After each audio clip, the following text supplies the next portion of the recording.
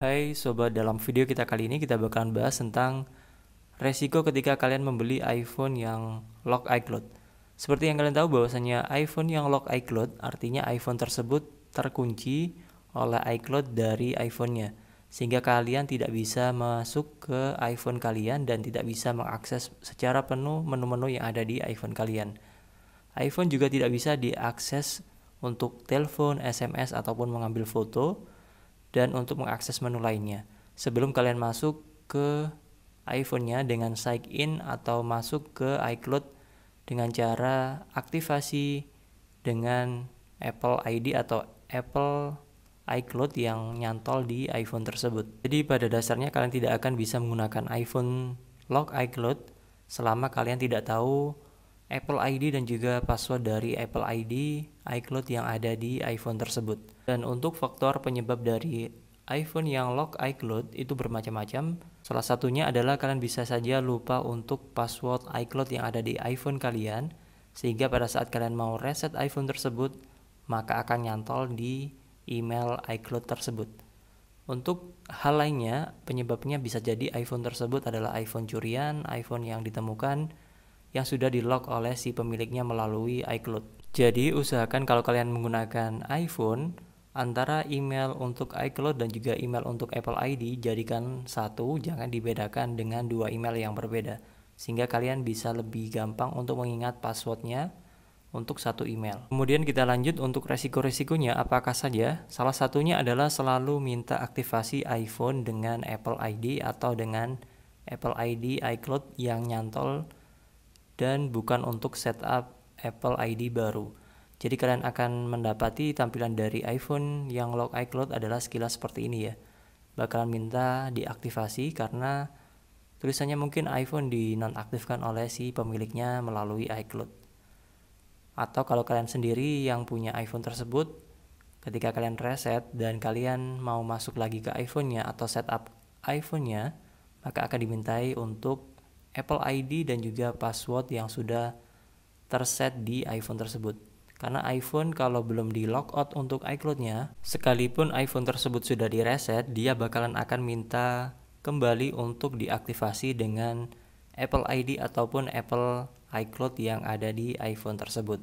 Sehingga pastikan kalian jangan lupa untuk password untuk Apple ID ataupun Apple iCloud kalian. Kalau kalian bedakan antara Apple ID dan juga layanan Apple iCloud-nya untuk emailnya ya. Selanjutnya untuk resiko yang kedua yang kalian dapatkan ketika kalian membeli iPhone yang lock iCloud adalah iPhone-nya otomatis nggak bisa digunakan.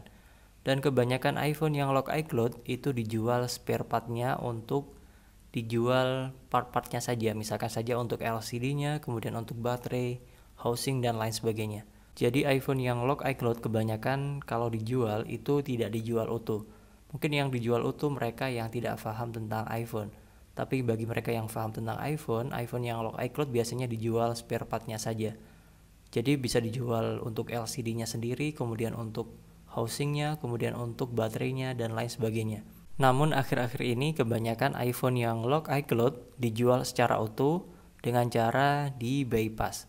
Jadi bagi kalian yang belum mengenal iPhone bypass adalah iPhone yang lock iCloud supaya masih bisa digunakan lagi, jadi nggak sia-sia gitu ya iPhone-nya, mereka melakukan bypass pada aktivasi iPhone-nya. Jadi iPhone yang lock iCloud yang sudah di bypass, otomatis iPhone-nya bisa digunakan untuk akses menu dari iPhone-nya.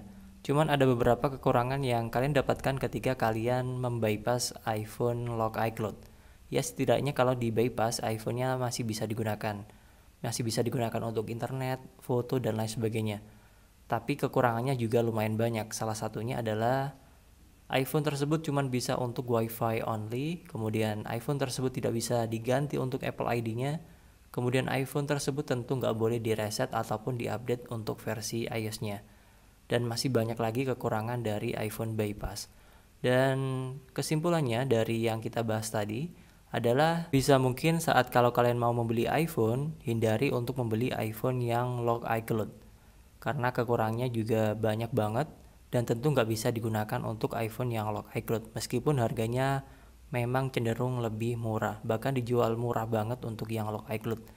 Kalau yang dijual dalam bentuk bypass itu biasanya agak sedikit mahal dibandingkan yang benar-benar lock iCloud dan gak bisa digunakan. Dan lebih baik kalian beli iPhone yang normal, yang mana iCloud-nya masih bisa di logout untuk direset ulang iPhone-nya ya. Dan tentu kalau kalian membeli iPhone yang masih normal, kan bisa menggunakan fitur-fitur yang ada di iPhone-nya secara maksimal. Misalkan saja untuk fitur backup, restore, find my iPhone, dan fitur lainnya itu masih bisa kalian gunakan secara maksimal di iPhone tersebut, karena untuk fitur-fitur tersebut adalah fitur yang penting dan wajib ada di iPhone yang mau digunakan secara normal dan secara maksimal. Oke, sekilas pembahasan kita kali ini tentang resiko apa saja yang kalian dapatkan ketika kalian membeli iPhone yang lock iCloud. Oke, terima kasih, semoga bermanfaat. Jangan lupa like, subscribe, dan share, dan sampai jumpa di next video di channel NGHD.